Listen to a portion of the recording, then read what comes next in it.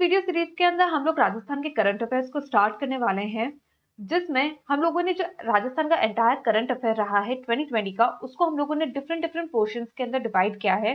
जैसे हम लोगों ने पॉलिटी के सारे करंट अफेयर्स को एक साथ क्लब किया है, इकोनॉमी के सारे करंट अफेयर्स को हम लोगों ने एक साथ क्लब किया है। उसके अलावा जैसे सोशल इश्यूज हो गया, पर्सन इन न्यूज हो गया, गवर्नमेंट की जितनी भी स्कीम्स आई हैं, इन सबको हम लोगों ने डिफरेंट डिफरेंट सेक्शंस के अंदर डिवाइड कर दिया है। इस वीडियो सीरीज के अंदर हम लोग सबसे पहले राजस्थान के पॉलिटी के करंट अफेयर्स जो रहे हैं उससे शुरुआत करने वाले हैं, और इसके बाद हम लोग अदर टॉपिक्स को आगे कैरी फॉरवर्ड करेंगे। अगर आप लोगों को हमारा ये इनिशिएटिव अच्छा लगे तो प्लीज इस चैनल को सब्सक्राइब करिएगा, बिकॉज इससे आपको जितने भी नए वीडियोस आएंगे उसके बारे में आपको नोटिफिकेशन मिल जाएगा। एंड अगर आप लोगों को ये वीडियो पसंद आ रहा है तो प्लीज इस वीडियो को लाइक जरूर करिएगा। आइए अब हम इस वीडियो की शुरुआत कर लेते हैं। रिसेंटली राजस्थान हाईकोर्ट ने एक नोटिस सेंड किया है सेंट्रल और स्टेट गवर्नमेंट को related to the gender parity in marriageable age. सबसे पहले तो हम लोग ये समझ लेते हैं कि gender parity in marriageable as का मतलब क्या होता है। जेंडर पैरिटी का मतलब क्या होता है? पैरिटी का मतलब होता है इक्वालिटी। जेंडर का मतलब आपको पता ही है, मेल या फीमेल, आपका क्या लिंग है। ओके, इसमें इक्वालिटी नहीं है आपकी मैरिजेबल एज से रिलेटेड। मतलब इंडिया में आज एक फीमेल के लिए लीगल मैरिजेबल एज क्या है? 18 साल। और एक मेल के लिए लीगल मैरिजेबल एज क्या है? 21 ईयर्स। जो कि दोनों इक्वल नहीं है, दोनों में 3 इयर्स का डिफरेंस है। तो पिटिशनर का ये बोलना है कि इस तरीके का 3 इयर्स का difference it's discriminatory in nature, और ये हमारे फंडामेंटल राइट्स का वायलेशन है। इसी के कॉन्टेक्स्ट में क्या क्या है, राजस्थान गवर्नमेंट ने एक नोटिस दिया है जो कि हमारी सेंट्रल और स्टेट गवर्नमेंट्स है, और जो हमारा सेंट्रल लॉ कमीशन है उसमें उन्होंने 6 वीक्स के अंदर इस पे एक पेटिशन, मतलब एक चैलेंज, जो लीगल एज जो उसमें चैलेंज की उस पे क्लैरिफिकेशन मांगा है कि क्यों there is a difference between age in male and female, marriageable age के बीच में डिफरेंस क्यों है। ओके, तो ये जो एज डिफरेंस है इसको जो पिटिशनर ने बोला है कि it is against the violation of आपका क्या है, फंडामेंटल राइट्स। तो हम लोग ये फंडामेंटल राइट्स वाला पार्ट समझ लेते हैं सबसे पहले, कि हमारे कॉन्स्टिट्यूशन में आर्टिकल 14 से लेकर आर्टिकल 18 जो है उसमें दे रखा है right to equality. Okay, right to equality क्या बोलता है आपको कि आप किसी पर्सन को डिस्क्रिमिनेट नहीं कर सकते ऑन द बेसिस ऑफ आपका एज, कास्ट, जेंडर, इनके बेसिस पर, सेक्स, इनके बेसिस पे आप लोग उनको डिस्क्रिमिनेट नहीं कर सकते। वो सब लॉ के बिफोर इक्वल हैं। उसके अलावा जैसे उन्हें इक्वल अपॉर्चुनिटी मिलनी चाहिए। तो it's a right to equality में आपका 14 टू 18 तक आपके आर्टिकल्स कवर होते हैं। तो when there is a difference between the legal marriageable age, तो ये डिफरेंस क्यों है? Okay, also he was of the view that कि ये आपकी एक पेट्रियार्कल मेंटालिटी को शो करता है जो कि सोसाइटी के लिए उतनी अच्छी नहीं है। ऑल्सो उन्होंने एक चीज क्लेम करी है कि वर्ल्ड में 125 कंट्रीज ऐसी हैं जहां पर मेल और फीमेल की मैरिजेबल एज सेम है। ओके, और आज तक कभी ऐसा साइंटिफिकली प्रूव नहीं किया गया है कि मेल और फीमेल की एज में 3 या 4 इयर्स के there should be a difference. तो ये कोई साइंटिफिकली प्रूवन थिंग भी नहीं है। ओके, आप लोगों को ये चीज समझ में आ गई? ओके, चलिए अब हम बढ़ते हैं नेक्स्ट न्यूज की तरफ। मुक्ति कारवां एक इनिशिएटिव है जो कि स्टार्ट किया गया है स्टेट पुलिस और कैलाश सत्यार्थी के चिल्ड्रंस फाउंडेशन की तरफ से, जो कि आपको अवेयरनेस फैलाएगा जनरल पब्लिक के अंदर related to the child labour, child abuse, child trafficking, यानी कि बच्चों के खिलाफ होने वाले जितने भी अपराध हैं उन सब के लिए एक सोशल अवेयरनेस फैलाने वाला है ये। इसमें क्या होगा कि जो व्हीकल है, जो मुक्ति कारवा है, कारवा का मतलब एक व्हीकल है जो अलग अलग जगहों पर जाएगी, मतलब वो 3 मंथ्स तक ट्रेवल करने वाली है स्टेट के अंदर, और अलग अलग जगहों पर जाकर वो नुक्कड़ नाटक करेंगी, कहीं कहीं पेंटिंग कॉम्पिटिशन्स कराएंगी और अदर एक्टिविटीज कैरिड आउट कराएगी, जो जनरल पब्लिक को अवेयर कर सके जो सोशल इविल्स हमारे सोसाइटी में चल रहे हैं बच्चों के खिलाफ, उसके बारे के अंदर। अच्छा, कैलाश सत्यार्थी जो चिल्ड्रंस फाउंडेशन है उसके बारे में मैं आप लोगों को एक चीज बता देती हूँ कि कैलाश सत्यार्थी को I guess in 2009 Nobel peace prize मिला था मलाला यूसुफजई के साथ में। ओके, ये एक फैक्ट है जो आपको पता होना चाहिए। चलिए वो आ जाते हैं न्यूज नंबर 3 के ऊपर।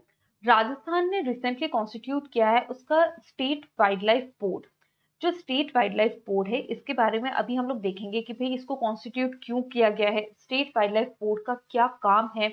ओके, इस पूरी न्यूज के अंदर हम लोग ये चीज कवर है। ये आपके मेंस के पॉइंट्स ऑफ व्यू से भी इंपॉर्टेंट हो जाएगा बिकॉज इसमें मैंने सारी चीजें कवर करी हैं कि क्यों बनने वाला है, क्या रीजंस है, क्या क्या एक्टिविटीज कैरिड आउट करेगी।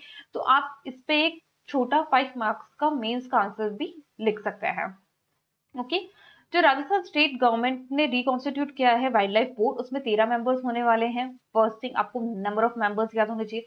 कौन हेड करेगा, this is the second important thing. तो इसको कौन हेड करने वाला है, हमारे जो सीएम है अशोक गहलोत, वो हेड करेंगे इसको। थर्ड चीज आ जाती है कि इसका टेन्योर क्या रहेगा। तो इसका टेन्योर जो है वो 3 इयर्स का रहने वाला है। अब इसको क्यों रिकॉन्स्टिट्यूट किया है, ठीक है, वाई, ये एक इंपॉर्टेंट चीज है जो इसको हमें आंसर करना है, ताकि जितनी भी वाइल्ड लाइफ प्रोग्राम्स पाते हैं, ठीक है, उन सब का इफेक्टिव इम्प्लीमेंटेशन किया जा सके और जो हमारे प्रोटेक्टेड एरिया है उन्हें और हम लोग एफिशिएंटली प्रोटेक्ट कर सके। तो this is the main thing जिसके लिए हमारा जो स्टेट वाइल्ड लाइफ बोर्ड है उसको रिकॉन्स्टिट्यूट किया गया है। अब हम इससे रिलेटेड कुछ और फैक्ट्स देख लेते हैं कि स्टेट वाइल्ड लाइफ बोर्ड जो था वो कब फॉर्म हुआ। ओके, तो हमारा जो इंडिया का वाइल्ड लाइफ कंजर्वेशन एक्ट है 1972, उसका सेक्शन नंबर 6 ये कंपलसरी करता है कि सारे स्टेट्स को एक वाइल्ड लाइफ बोर्ड बनाना होगा और उसको ऑथराइज करना पड़ेगा, मतलब अप्रूव कराना पड़ेगा। ओके, तो it is a compulsory thing, ठीक है। ये जो आपका मेंबर, आपका जो बोर्ड रहेगा उसके अंदर गवर्नमेंट के ऑफिशियल्स रहेंगे, फॉरेस्ट डिपार्टमेंट के लोग हो सकते हैं या फिर अदर पीपल्स भी हो सकते हैं, वाइल्ड लाइफ एक्टिविस्ट हो सकते हैं। उसके अलावा कुछ ऐसे एनजीओ इसका पार्ट हो सकते हैं जो कि वाइल्ड लाइफ के अंदर वर्क कर रहे हैं। यहाँ तक आपको चीजें क्लियर है। तो अभी जो राजस्थान में रिकॉन्स्टिट्यूट किया गया है उसमें हम लोगों ने पढ़ा था कि 13 मेंबर्स होंगे। उसमें से जो 10 मेंबर्स हैं वो आपके एक्टिविस्ट होंगे। उसके अलावा ऐसे एनजीओ होंगे जो कि सिर्फ वाइल्ड लाइफ रिलेटेड एक्टिविटीज को कैरिड आउट करते हैं, उन्हें इसके अंदर मेंबर बोर्ड के अंदर कवर किया गया है।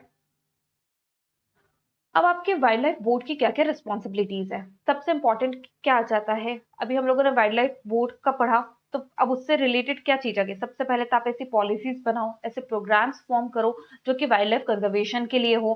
उसके अलावा आपके एनवायरमेंटल करेक्शन से एनवायरमेंटल प्रोटेक्शन के लिए हो। ओके, इसके अलावा जो बोर्ड है वो एज अ वॉचडॉग की तरह वर्क करेगा कि आपके बायोडाइवर्सिटी है, जो आपके फॉरेस्ट है, वो किसी तरीके से अफेक्ट तो नहीं हो रहे, किसी तरह की कोई इलीगल एक्टिविटीज की वजह से उनको कोई नुकसान तो नहीं हो रहा। वहां जो रहने वाले एनिमल्स है उन लोगों की इलीगल क्रॉचिंग ये तो नहीं हो रही है, उन्हें मारा जा रहा है किसी, जैसे हमारे यहाँ पे ये केसेस देखने को मिलते हैं कि शेर को मार दिया उसके नाखून के लिए। आप साउथ में देखोगे कि एलिफेंट को मार दिया उसके दांत के लिए। तो इस तरीके की थिंग्स तो नहीं हो रही हैं। ऑल्सो इन सारी चीजों को इंश्योर करने के लिए क्या थिंग्स, क्या प्रोग्राम्स लेकर आए हैं, क्या इम्प्लीमेंटेशन हुआ है, इन सबको डिस्कस करने के लिए बोर्ड ने एक और चीज सेट करी है। वो ये है कि साल में 2 बार इससे रिलेटेड मीटिंग भी की जाएगी। ओके, यानी कि बोर्ड की मीटिंग कितनी बार होगी, 2 बार होने वाली है। टेन्योर कितने साल रहेगा, 3 इयर्स रहेगा। मेंबर्स कितने हैं, 13 मेंबर्स है। ओके, आपको बेसिक बेसिक सारा समझ में आ गया। अब इसमें क्या क्या उनकी ड्यूटीज रहने वाली हैं, ठीक है, जो बोर्ड मेंबर्स हैं उनकी क्या क्या ड्यूटीज रहेंगी। सबसे पहली चीज रहेगी कि वो ऐसे एरियाज को सिलेक्ट करेंगी और मैनेज करेंगे जिनको प्रोटेक्टेड डिक्लेयर कर दिया है। प्लस उनके लिए बहुत सारी पॉलिसीज फॉर्म करेंगी ताकि आप उस वाइल्ड लाइफ एरिया या जो पार्ट उन लोगों ने डिक्लेयर किया है उसका प्रॉपर आप प्रिवेंशन कर सको, सॉरी प्रिजर्वेशन कर सको और कंजर्वेशन कर सको। ओके, उसके अलावा क्या है, जो 13 मेंबर्स जो बोर्ड में है वो ऐसे स्टेप्स ले सकते हैं जो उनको लगता है कि नेसेसरी है तो प्रोटेक्शन के लिए, किसकी, वाइल्ड लाइफ की, या वहां पर जो प्लांट्स हैं, अगर हो सकता है बहुत ऐसे प्लांट्स भी होते हैं जो कि एंडेंजर्ड है या बहुत मेडिसिनली बेनिफिटेड रहते हैं जिनकी स्मगलिंग होती है। जैसे चंदन की चोरी होती है, चंदन के पेड़ों की चोरी होती है, ये तो आप लोगों ने बहुत सुना ही होगा। तो इस तरीके की चीजों को भी इंश्योर कर सके, मतलब उन सारी चीजों पे भी आप रोक लगा सको, उन पे भी एक चेक हो। प्लस जो ऐसे लोग हैं जो फॉरेस्ट और फॉरेस्ट के आसपास के एरियाज में रहते हैं, फॉरेस्ट ड्वेलर्स, उनकी अगर कोई रिक्वायरमेंट है तो फिर वो कितने एरिया तक फॉरेस्ट में जा सकते हैं, क्या चीज वो वहां से ले सकते हैं, उस पे भी आपको चेक रखना है।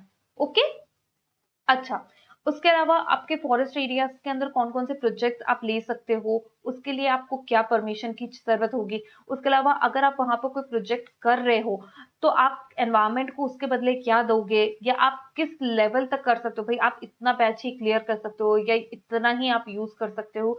इन सारी चीजों को भी बोर्ड ही देखने वाला है। ओके, अब हम आ जाते हैं न्यूज नंबर 4 पे के अंदर। सिलिकोसिस से अफेक्टेड जो भी फैमिलीज थी उसको पालनहार स्कीम के अंदर इंक्लूड कर दिया गया है। सबसे पहले आ जाता है कि आपका पालनहार स्कीम क्या है। पालनहार स्कीम जनरली अनाथ बच्चों के लिए आई थी, लेकिन फिर इसको बढ़ा दिया गया और इसके अंदर और भी अदर अदर फैमिलीज को और भी बच्चों को इसके अंदर इंक्लूड किया गया है। बट ये बेसिकली जब इनिशियली आई थी तो ये अनाथ बच्चों के लिए आई थी। अब ये पालनहार स्कीम मैं आपको स्कीम्स वाले वीडियो के अंदर पूरा कंप्लीटली समझाऊंगी। अभी हम लोग इसका सिलिकोसिस से रिलेटेड जो आया है करंट अफेयर में, उसको मैं आपको बता देती हूँ। सबसे पहले तो हम लोग ये देख लेते हैं कि सिलिकोसिस क्या होता है। ठीक है, अगर हम लोग किसी बीमारी से रिलेटेड पढ़ रहे हैं तो हमें पता भी होना चाहिए कि वो बीमारी होती क्या है।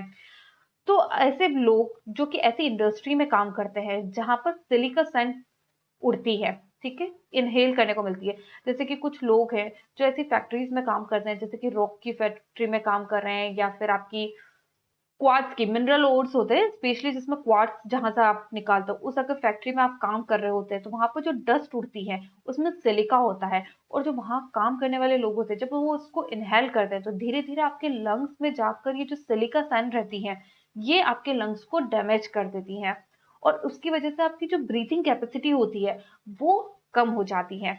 तो इस तरीके से जो सिलिकोसिस अफेक्टेड फैमिलीज थी उन्हें रिसेंटली पालनहार स्कीम के अंदर ले लिया गया है। इस पालनहार स्कीम के अंदर आपको जो भी बच्चा है जिसकी 5 साल से कम एज है उसको 500 रुपए महीने का कंपनसेशन दिया जाएगा, और ऐसे बच्चे जो कि 6 से 18 साल के हैं उनको 1000 रुपए पर मंथ का कंपनसेशन दिया जाएगा। और ये पालनहार स्कीम कौन से डिपार्टमेंट के अंदर आती है, ये एक इंपॉर्टेंट चीज है, department of social justice and empowerment.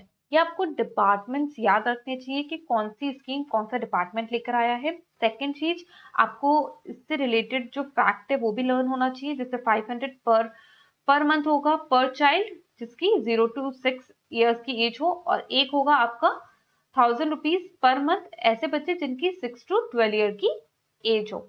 Okay, यहाँ तक आप लोगों को क्लियर है। अब हम आ जाते हैं लास्ट न्यूज के अंदर जो कि है हमारी राजस्थान एपिडेमिक डिसीज ऑर्डिनेंस 2020 के ऊपर। ठीक है, ये आपका पूरा कोविड-19 से रिलेटेड न्यूज है। इसके अंदर सारी रीजंस कि भाई ऑर्डिनेंस कब आया था, क्यों आया था, ऑर्डिनेंस में क्या क्या चीजों को इनकॉर्पोरेट किया गया है, वो हम पूरा इस न्यूज के अंदर देखेंगे। इस न्यूज को स्टार्ट करने से पहले मैं आपको एक चीज बता देती हूँ कि ऑर्डिनेंस क्या होता है। ओके, और ऑर्डिनेंस कब लेकर आया गया होता है। ठीक है, तो आपके पार्लियामेंट में बी इट प्रेसिडेंट, अगर इंडिया के केस में कुछ आ रहा है, और अगर स्टेट के केस में कुछ आ रहा है तो गवर्नर। ओके, वहां पर प्रेसिडेंट, यहाँ पर गवर्नर। अगर हमारा जो सेशन है, हमारा लेजिस्लेचर जो है वो सेशन में नहीं है, ठीक है, यानी कि अगर हम लोग इंडिया लेवल पे बात करें तो हमारा उस वक्त पार्लियामेंट सेशन में नहीं चल रहा है। राजस्थान की बात करें तो हमारा जो लेजिस्लेचर है, हमारी विधानसभा है, वो उसका सेशन नहीं चल रहा है, और ऐसी कोई चीज आ जाती है जिसके ऊपर लॉ को लेकर आना बहुत जरूरी हो गया है, तो गवर्नर, कैबिनेट जो रहती है हमारी स्टेट गवर्नमेंट की जो कैबिनेट है, उसके बिहाफ पे, उनके सजेशन पे ऑर्डिनेंस लेकर आ सकता है। ऑर्डिनेंस बहुत हद तक नहीं, it is a law. Okay, it's equivalent to law, बस वो अभी तक आपने आपके लेजिस्लेचर से उसको पास नहीं किया है। ओके, और उसको भी आपको पास करना पड़ता है 6 वीक्स के अंदर जैसे ही सेशन आता है, अदरवाइज वो क्या होता है, जो आपका ऑर्डिनेंस जो रहता है वो लैप्स हो जाता है। तो आप लोगों को ऑर्डिनेंस समझ में आ गया क्या होता है। ऑर्डिनेंस अगर हम लोग स्टेट गवर्नमेंट की बात करें तो गवर्नर लेकर आता है, किसके बिहाफ पे लेकर आता है, किसके कहने पे लेकर आता है, आपके कैबिनेट के कहने पे। ओके, उनके सजेशन पे लेकर आता है। इसके लिए आर्टिकल 213 दे रखा है कॉन्स्टिट्यूशन के अंदर, आपको ऑर्डिनेंस का आर्टिकल लर्न होना चाहिए। ओके, इसीलिए राजस्थान एपिडेमिक डिसीज ऑर्डिनेंस आया था 2020। अब इसको क्यों लेकर आए थे, बिकॉज उस वक्त ऐसी सिचुएशन आ गई थी कि कुछ थिंग्स में नेसेसरी इमीडिएट एक्शंस लेना बहुत जरूरी था, और इसलिए गवर्नर इस बात से सेटिस्फाई हो गए कि नहीं, ऐसे सर्टेन जो रीजंस कैबिनेट ने बोले हैं कि भाई ये ऑर्डिनेंस लेकर आना चाहिए, ये जस्टिफाइड है और हम ऑर्डिनेंस को लेकर आ सकते हैं। अब ऑर्डिनेंस में क्या क्या चीजें आई थी? सबसे पहली चीज जो आई थी कि गवर्नमेंट को ये पावर दिया जाता है कि वो अपने ऑफिशियल गैजेटेड में ये डिक्लेयर कर सके कि कोई भी जो डिसीज है वो एक एपिडेमिक डिसीज है, यानी कि उसका लॉन्ग पब्लिक पे उसका इम्पैक्ट होने वाला है। फर्स्ट थिंग, एपिडेमिक डिसीज आप क्या कर सकते हो, डिक्लेयर कर सकते हो, किसमें? आपके ऑफिशियल गैजेटेड में। कौन? State government. ओके। सेकंड, कुछ स्पेशल मेजर्स लिए जाएंगे इसको कंट्रोल करने के लिए, कुछ रेगुलेशंस लिए जाएंगे इस एपिडेमिक को, डिसीज जो है उसको कंट्रोल करने के लिए। तो उसके पावर भी किसके पास आ जाता है? स्टेट गवर्नमेंट के पास आ जाता है।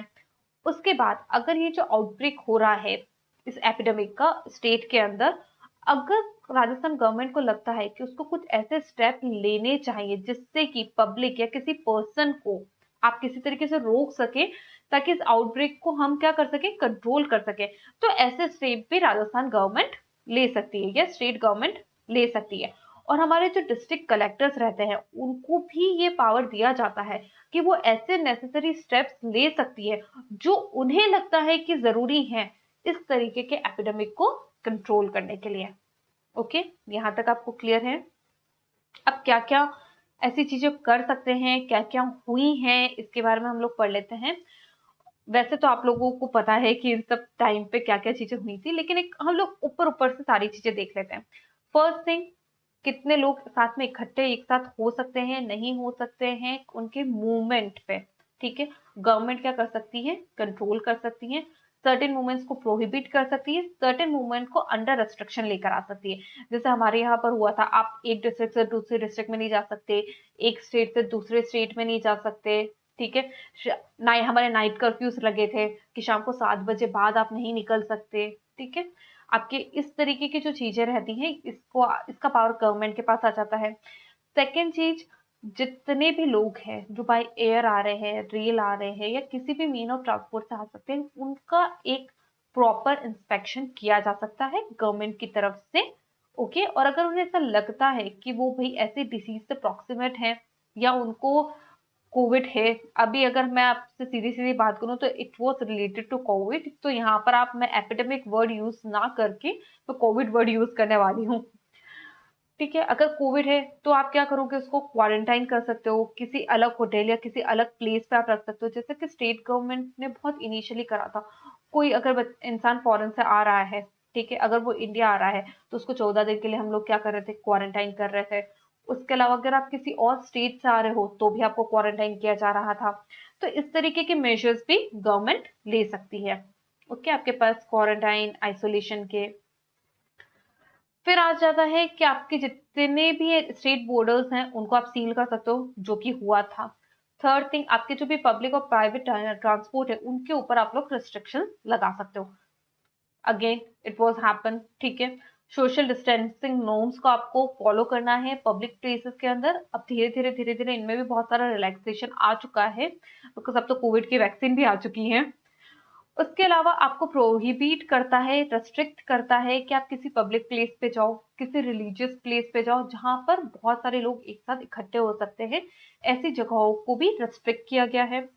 उसके अलावा आपकी गवर्नमेंट, प्राइवेट, एजुकेशनल इंस्टीट्यूशंस, इनकी फंक्शनिंग जो होती है उसको आप या तो कंप्लीटली रोक सकते हो या फिर आप रेगुलेट कर सकते हो। उसके अलावा आप प्रोहिबिशन या रिस्ट्रिक्शंस लगा सकते हो कमर्शियल शॉप्स और इन पे, हॉस्पिटल्स और इन पे भी लगाया जा सकता है कि भाई कितना खुलेगा, क्या मेजर्स उन लोगों को लेने हैं। बैंकिंग जैसे आपकी कुछ एसेंशियल सर्विसेज होती है जैसे कि हेल्थ, मेडिसिन, उनके लिए ऊपर भी आप लोग ड्यूरेशन पे लगा सकते हो, कितनी से कितनी बजे तक होगा, या आपको प्रायर अपॉइंटमेंट्स लेने पड़ेंगे। सॉरी, ये सारी चीजें आप लोग इसके अंदर कर सकते थे। उसके अलावा आप ऐसे भी नेसेसरी स्टेप्स ले सकते थे जो आपको लगता है कि इस एपिडेमिक को रेगुलेट करने के लिए और उससे प्रिवेंट करने के लिए जो भी स्टेट गवर्नमेंट को सही लगता है। ओके, यहाँ तक आपको समझ में आ गया? ये आप लोगों को आई थिंक बहुत ज्यादा डिफिकल्ट नहीं लगा होगा, बिकॉज ये सब तो हम लोगों ने एक्सपीरियंस करा ही है पूरे कोविड मंथ के टाइम पे। तो ये बहुत ज़्यादा मुझे लगेगा कि पढ़ समझने से ज़्यादा बहुत ज़्यादा रिलेटेबल हो जाता है, कि हमें कैसा लगा उस टाइम पे। अगर आपने इसके अंदर कोई भी चीज़ करी है, ऑफेंस किया है, तो उसके लिए क्या पनिशमेंट है? तो उस टाइम पे ये था कि आपको 2 इयर्स या फिर फाइन या दोनों आपको किए जा सकते हैं। आज का वीडियो हम लोग यहीं खत्म करेंगे। इसके आगे वाले जो सीरीज आएंगी उसके अंदर भी पहले हम लोग पॉलिटी के जो रिमेनिंग करंट अफेयर्स है उसको कवर करेंगे, then we will move to next topic. अगर आप लोगों को हमारा ये इनिशिएटिव पसंद आ रहा हो तो प्लीज हमारे फेसबुक और टेलीग्राम चैनल को जरूर लाइक करिए, वहां जाइए, आपको वहां से रेगुलर अपडेट मिल जाएगी कब कौन सा आपका आ रहा है, कौन सी सीरीज को हम लोग कवर करने वाले हैं। साथ ही में अगर आप लोगों को ये वीडियो अच्छा लगा हो तो प्लीज इसको लाइक करिएगा, इस चैनल को डेफिनेटली आप लोग सब्सक्राइब करिए, ताकि आप लोगों को नोटिफिकेशन मिल सके जैसे ही हमारा न्यू वीडियो आए। Okay, thank you.